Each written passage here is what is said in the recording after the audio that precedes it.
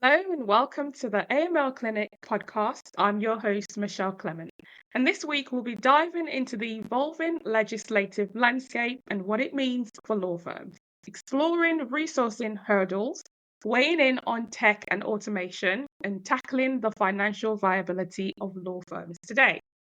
And today we are joined by Eloise Butterworth, an expert in AML regulation and legal risk management. Eloise is the head of risk and compliance at High Risk. She's a former family practitioner who made the switch to risk and compliance in 2020 and truly found her passion. Having worked in house at a variety of firms before moving to High Risk, she focuses on the practical application of risk mitigation. She has been in the weeds with fee earners and knows the struggles they face and the demands on their time. And her focus now is on remaining compliant in a practical, commercially aware, and human way. And I'm delighted to have you on, Eloise. Thank you very much for the invite to join you today. You're welcome. So I'm curious, what's prompted the switch in 2020 into risk and compliance? That's a popular question that I get asked quite often. I think my passion for family law had been fizzling for some period of time. And after experiencing a not insignificant bout of burnout, um, I really did hit rock bottom and couldn't muster the energy that I needed to pull myself back from that and go back into what I was doing. So the decision to leave was quite a difficult one. And I considered lots of options at the time, including leaving law altogether. And actually, it was a bit of a happy accident that I fell into risk and compliance. An opportunity opened up within the firm that I was already working. Um, and I decided that I was going to dip my toe in the water and see what it was all about. And I haven't really looked back since. Fantastic. So let's talk about the legislative landscape for AML. Why is AML such a critical issue for law firms today? I think today a lot is driven by the fear. Firms have the fear of being hauled before the SDT, for having their names plastered all over the front page of the Gazette or Roll on Friday or Legal Cheek. And I think, ironically, what I see is a lot of the firms that really feel the fear are those that are already in quite good shape and doing everything that they can, but they're taking it so seriously Yes. that they're not complacent and they do feel that fear. Mm. But I think, if we're honest, no matter what type of firm you are, big, small, in the middle, consultancy, traditional, it's not easy. It's not an Mm. easy landscape to navigate. And from the conversations that I have, and Michelle, I like to talk a lot, no one's really saying, I've got it nailed. It's really Yeah. easy. I've got it nailed. It's efficient. It's commercially viable. Everyone's happy Mm. with it. We're winning. It's a moving feast. Yeah. Um, and I think that's what makes it tricky for so many firms to navigate. But what I think we want to avoid getting wrapped up in, from my perspective, is the fines too much? We don't want to become like the banking sector where there's so many fines that it just becomes a cost of doing business and actually not really a deterrent. I think that would be a really bad place to get to, because it's pulling our focus away from the why that sits behind our obligations, and is making it all about this, financial punitive element, um, Mm. carrot and stick and all of that. Sure. So I agree with you, and I think I agree with you completely in the sense of there is this massive fear, and for good reason too. In relation to the fines, from my memory of writing the report, the annual report, the SRA's annual AML report, in 2024, I believe only about 1 in 10 firms that basically get referred for investigation Mhm. actually goes anywhere. There's any type of enforcement action. The issue is that when there is enforcement action and there is a significant fine, it gets plastered all over the media, Mhm. and that's the only information that people see. And of course, then there is fear from that. And I completely understand why. But I agree with you. I think we don't want to lose sight of the bigger why. Mhm. We're trying to create an environment where we want it to be hostile for criminals. We don't want them to be able to move money easily, and that's where solicitors come in.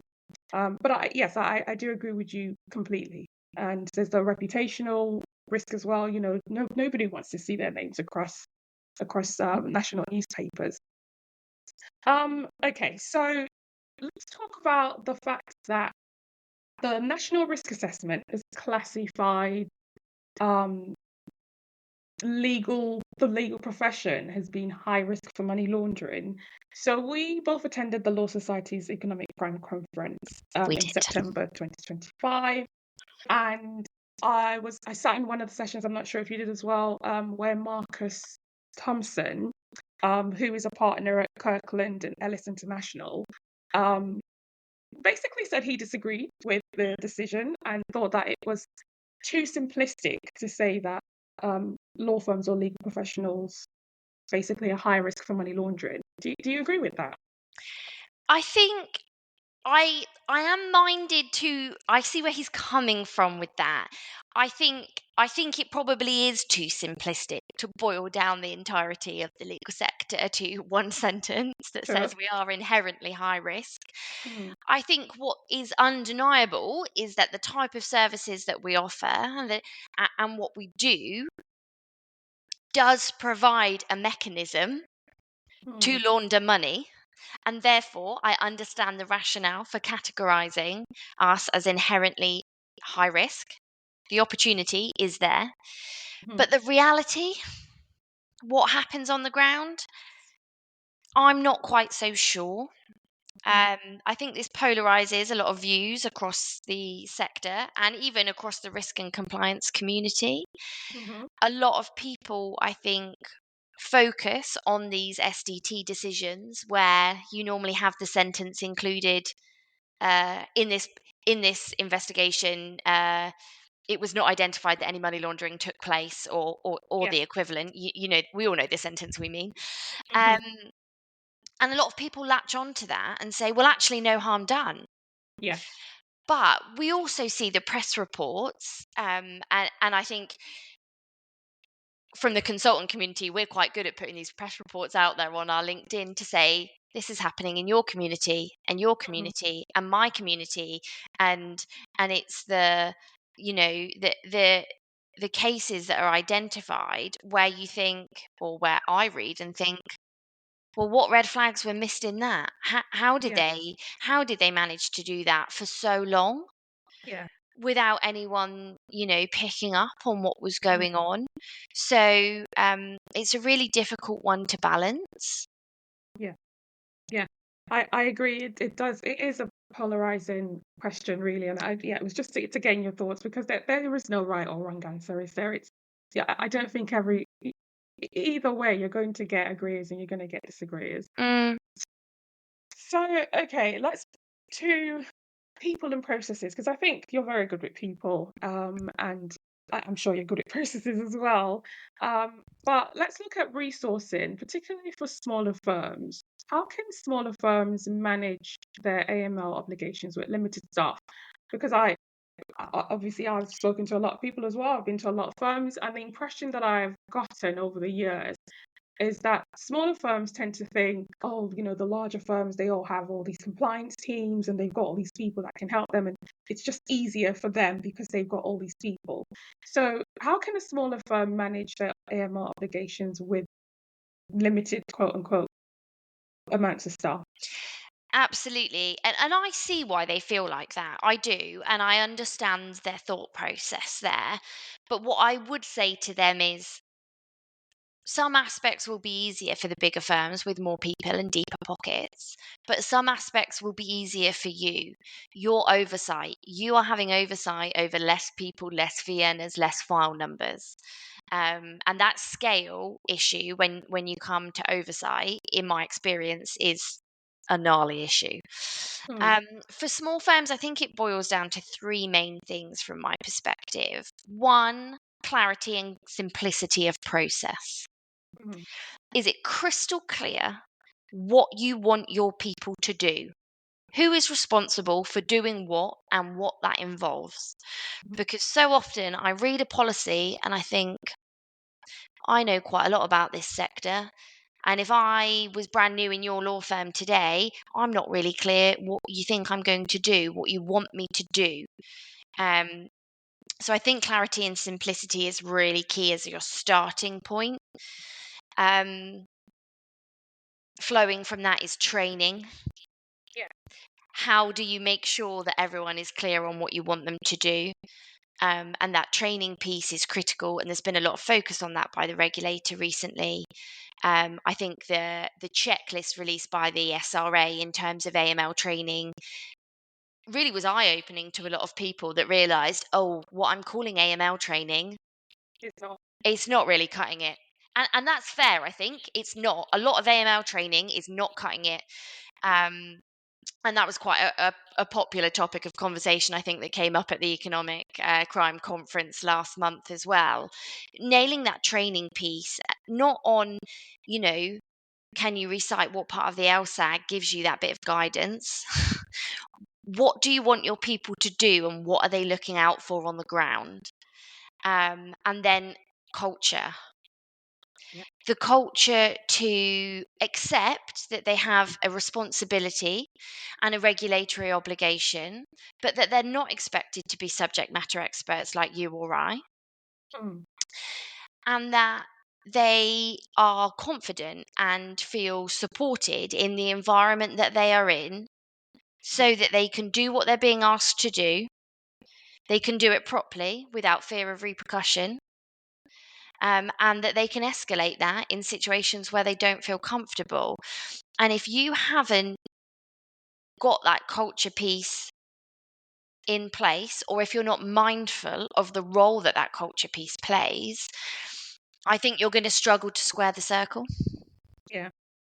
So I think the culture piece is a really interesting one because, you know, in some firms or just generally because of how law firms are, culture doesn't really come into play. And it's so important because it has to start from the very top.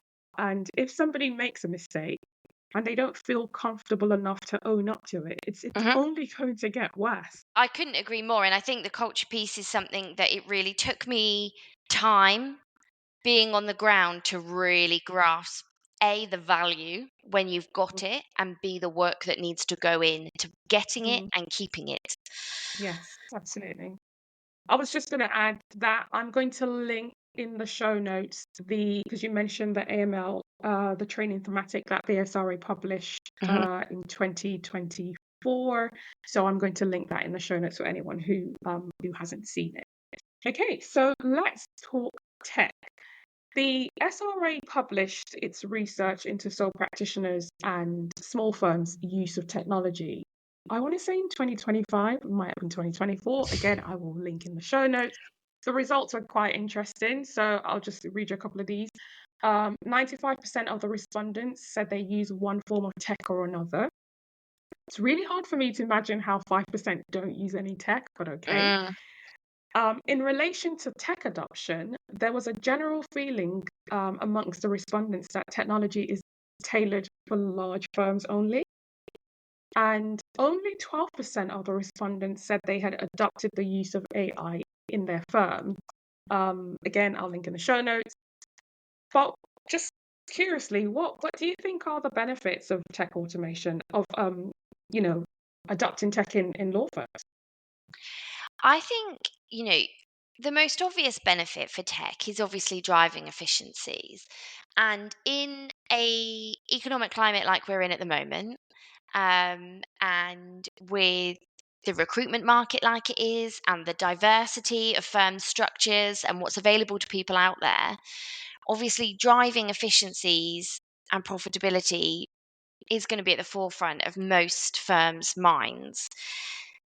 Tech is a really interesting one. I speak a lot about tech to a lot of people, and I try and be measured. I'm a naturally enthusiastic person, Michelle, but I try and be measured when it comes to tech because Sure. you have the people that are very scared of tech, Mm, and I worry for those people. because I worry they're going to get left behind. Yeah.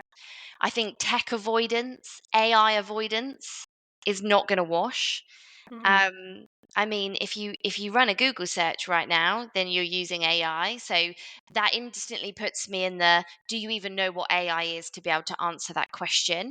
Yeah. And that's not said with judgment at all. Mm. But I think a lot of people don't. They just think, well, I don't use ChatGPT, so I'm not using AI. Yeah. And that's a misconception. And then you've got the people that are tech enthusiastic.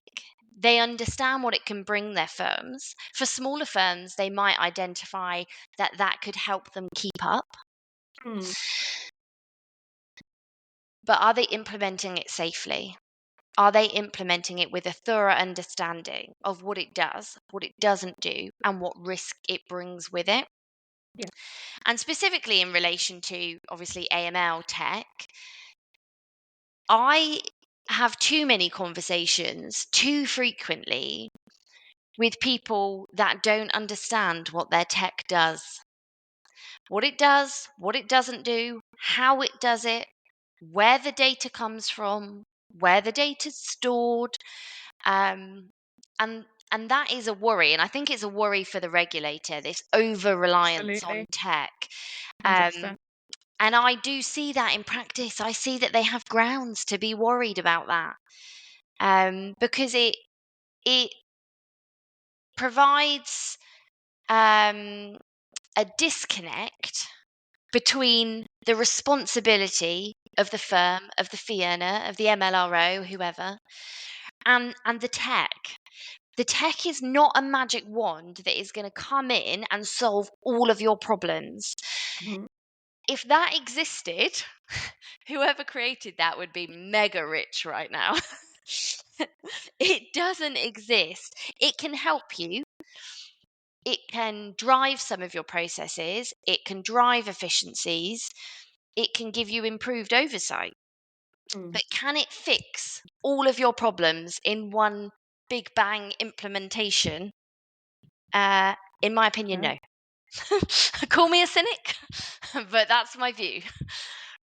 I don't think you're a cynic at all. So I've been on a lot of inspections, inspected a lot of firms, and I've seen a lot of AML tech reports on files. If the firm or the person working on the file had just read what the report said, they would have taken some other form of action Hmm. where it tells you that this person is maybe wanted in another country. That's an example, that's a real case, Hmm. where somebody was wanted in another country on like drug charges or something, and here they were trying to buy a cash intensive business. So you should have Yeah. probably put two and two together in that situation and thought, hang on a second, this person is using cash. Alarm bell should be ringing here. So yeah, I don't think you're a cynic. I agree. I think it's got its benefits, but it also has some limitations. And even with that, efficiency is a benefit. Don't get me wrong. Who doesn't want to work more efficiency? But if that's in the context of you can work quicker, so you need Mm, to be doing more files, and a bigger caseload, you're only mm, increasing the risk that those reports, those yeah, outputs from tech, are not going to be scrutinized in the way that they were intended to be. And I think that's the point that's getting picked up on in the latest sectoral risk assessment when they yeah. specifically reference scrutiny of CDD. Why isn't it being scrutinized? Is it a lack of understanding? Is it a lack of Mm, training? Or is it unsustainable work pressures? yeah, yeah. Or is it a combination of all of them? Quite Is it a possibly. combination of both? Yeah. And the other point to probably make at this point is that, even if you have used an electronic check or some sort of tool and you get it wrong, well, the firm is still Hmm. liable. So you cannot say the document that I looked at said the client had passed. What does Yeah, pass mean? What's the bar exactly. for passing? So I just wanted to put that out there. So AML compliance can be quite costly. We've just been talking about technology that comes at a cost, audits, training, those types of things. How can law firms remain financially viable while meeting their AML obligation? I think this is really interesting. Coming from in-house to consultancy, one of the things that, I really is in the forefront of my mind is commercial viability.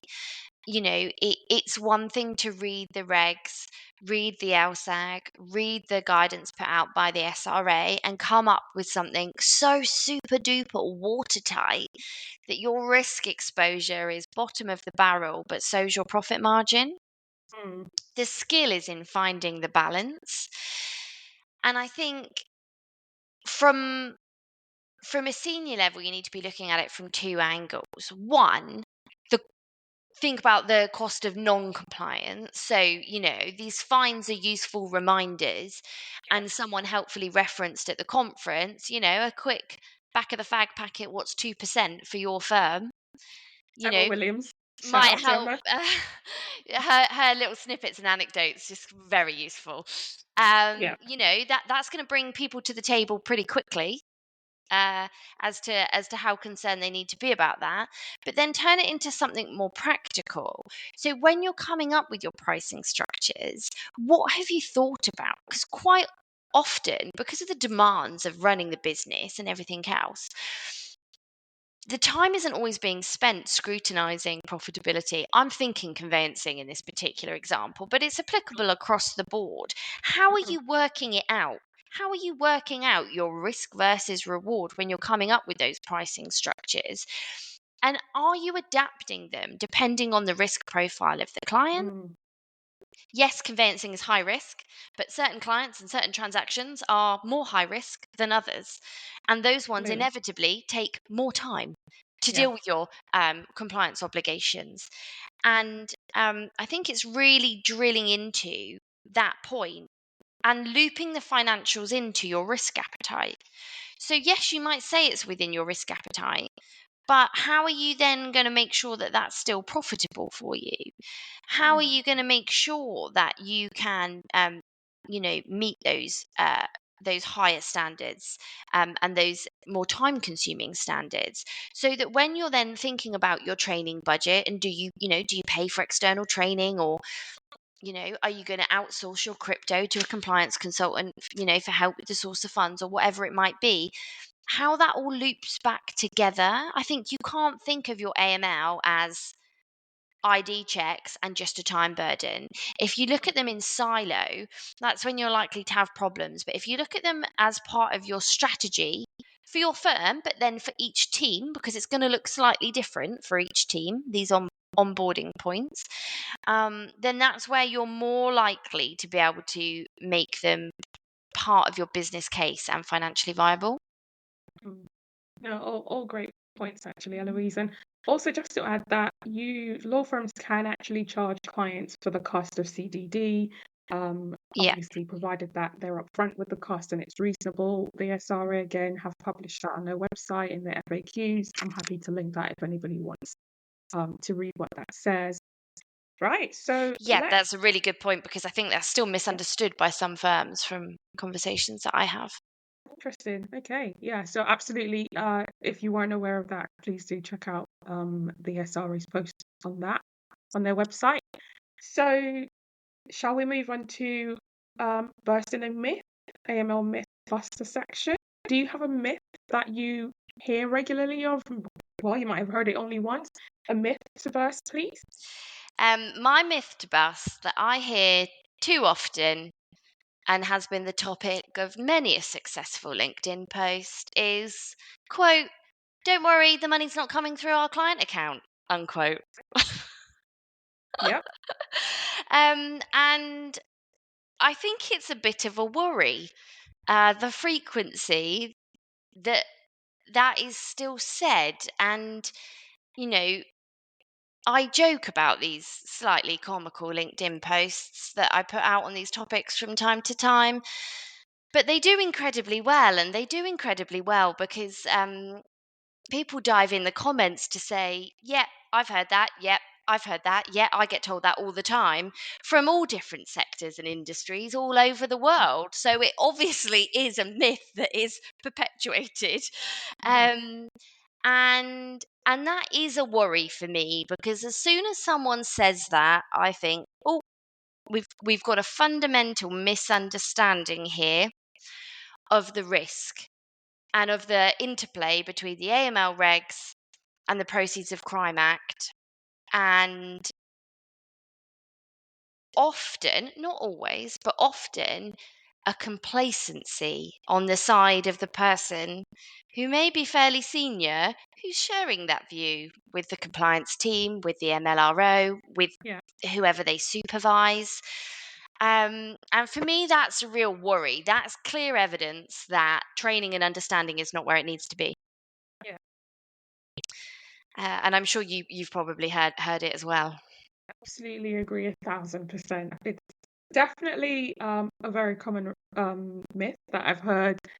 It doesn't even have to be money. So let's start there. Hmm. Criminal Yep. property under PUCA is not money. It could be asset. Yep. And Section 327 to 329, which we're obviously not going to go into, that's probably a whole separate podcast in itself.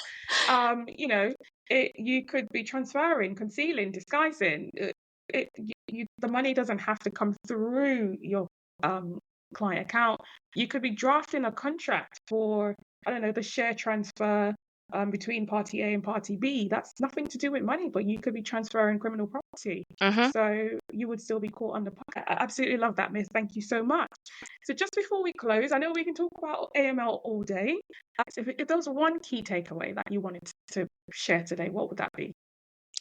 I think the important thing to remember with all the noise is not to be daunted, and also to remember, especially if you're a small firm and your compliance team are compliance generalists and not just AML, that AML is just one aspect of your risk and compliance function. And there are other risk issues that you need to be keeping an eye on. It's really easy to put all of your focus on the areas that are loud. And it's undeniable that AML is pretty loud and noisy. Yeah. But it's just balancing it across your firm, balancing your resource and your risk. Thank you. I think that's fabulous advice. And that's it for this episode of the AML Clinic. A huge thank you to you, Eloise, for sharing your insight and your experiences. If you are a solicitor, compliance officer, or anyone working in the legal risk sector, I hope today's discussion has given you something practical to take back to your firm. And if you found this episode useful, consider sharing it with your colleagues who live in the world of nuance, risk, and razor-thin judgment calls. And if you've got a topic you would like me to cover, I would love to hear from you. So thank you for listening. Until next time, stay informed and stay compliant.